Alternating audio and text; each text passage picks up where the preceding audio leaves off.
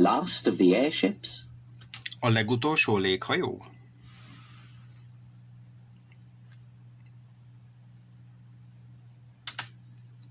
At 7:20 p.m. on May the 6th, 1937, the world's largest airship, the Hindenburg, floated majestically over Lakehurst Airport, New Jersey, after an uneventful crossing from Frankfurt, Germany.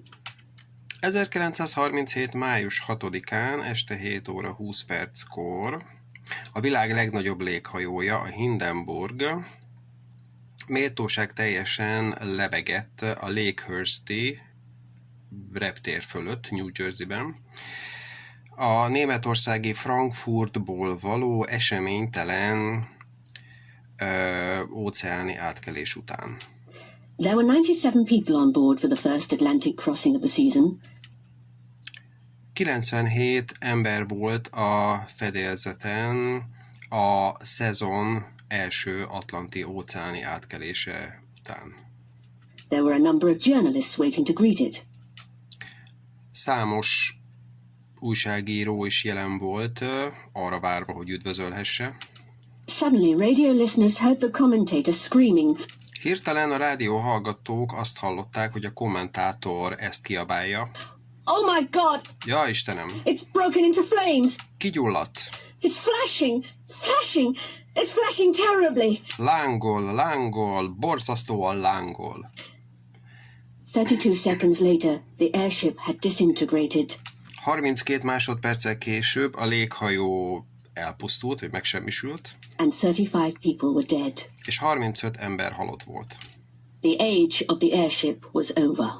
A léghajó kora véget ért, vagy léghajó korának vége szakadt. The Hindenburg was the last in a series of airships which had been developed over 40 years in both Europe and the United States. A Hindenburg volt a legutolsó a léghajóknak abban a sorozatában, amit több mint 40 éven keresztül fejlesztettek, mind Európában, mind az Egyesült Államokban. They were designed to carry passengers and cargo over long distances. Arra tervezték őket, hogy utasokat és szállítmányokat, teherszállítmányokat szállítsanak nagy távolságokra. The Hindenburg could carry 50 passengers accommodated in 25 luxury cabins with all the amenities of a first-class hotel.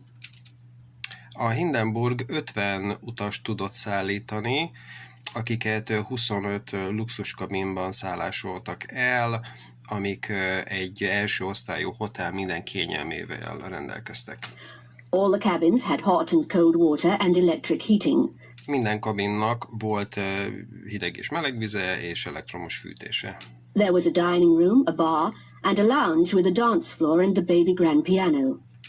Volt ebédlő, bár és egy pihenő helység, táncparkettel és egy kisebb hangversenyzongorával. The Hindenburg had been built to compete with the great luxury transatlantic liners. A Hindenburgot arra építették, hogy versenyre kelhessen a nagy luxus atlanti óceánt átszelő utasszállító hajókkal.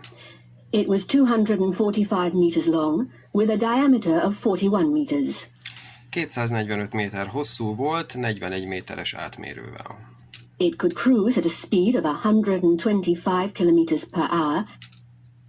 125 km/h sebességgel tudott utazni a tenger fölött. And was able to cross the Atlantic in less than half the time of a liner. És az Atlanti óceánt át tudta szelni kevesebb, mint fele annyi idő alatt, mint egy utasszállító hajó. By 1937, 1937-re, vagy 1937-ig it had carried 1,000 passengers safely and had even transported circus animals and cars. 1000 utast szállított biztonságosan, és emellett még cirkuszi állatokat és autókat is szállított. Its sister ship, the Graf Zeppelin, had flown 1.5 million kilometers, and it had carried 13,100 passengers without incident. A testvérhajója, a Graf Zeppelin, 1,5 millió kilométert repült, és 13.100 utast szállított baleset nélkül.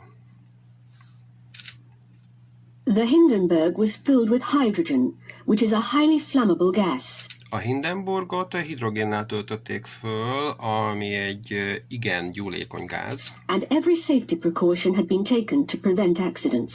És mindenféle biztonsági, elővigyázatossági intézkedést megtettek, hogy megelőzzék a baleseteket. It had a smoking room, which was pressurized in order to prevent gas from ever entering it. Volt egy dohányzó helység, amit nyomás alatt tartottak azért, hogy megelőzzék, hogy a gáz az bejusson. The cigarette lighters were chained to the tables, and both passengers and crew were searched for matches before entering the ship. Az öngyújtók oda voltak láncolva az asztalokhoz, és mind az utasokat, mind pedig a legénységet átkutatták, gyufák után kutatva, még mielőtt a hajóra léptek volna. Special materials, which were used in the construction of the airship, had been chosen to minimize the possibility of accidental sparks, which might cause an explosion. Az építéshez speciális anyagokat használtak, vagy választottak, azért, hogy ezzel is minimalizálják a véletlenszerű szikráknak a lehetőségét, amik esetleg robbanást okozhatnának. Nobody knows the exact cause of the Hindenburg disaster. Senki sem tudja a pontos okát a Hindenburg katasztrófának. Sabotage has been suggested. Szabotást is felvetettek. But experts at the time believed that it was caused by leaking gas, which was ignited by static electricity. De az akkori kor szakértői úgy gondolták, hogy a szivárgó gáz okozta, amit a statikus elektromosság gyújtott meg. It had been waiting to land for 3 hours because of heavy thunderstorms. A 3 óra hosszán keresztül várakozott leszállás előtt erős viharban. The explosion happened just as the first mooring rope, which was wet, touched the ground. A robbanás akkor történt, amikor a legelső horgonykötelet, ami nedves volt, ledobtak, és éppen megérintette a földet, a talajt. Observers saw the first flames appear near the tail. A megfigyelők látták, hogy a lángok a farokhoz közel csaptak föl, And they began to spread quickly along the hull. és ezek nagyon gyorsan terjedtek a hajótest mentén. There were a number of flashes as the hydrogen-filled compartments exploded. Számos robbanás volt, ahogy a hidrogénnal töltött rekeszek felrobbantak. The airship sank to the ground. A léghajó lesüllyedt a talajszintre. The most surprising thing is that 62 people managed to escape. A legmeglepőbb dolog az, hogy 62 embernek sikerült megmenekülnie. The fatalities were highest among the crew. A halálos áldozatok száma a legénység körében volt a legmagasabb, Many of whom were working deep inside the airship. mivel sokuk mélyen a léghajó belsejében dolgoztak éppen. After the Hindenburg disaster, all airships were grounded. A Hindenburg katasztrófa után az összes léghajót a földre parancsolták, And until recently, they have never been seriously considered as a commercial proposition. és egészen az utóbbi időkig senki sem tekintett úgy rájuk, mint komoly gazdasági vagy üzleti lehetőségre.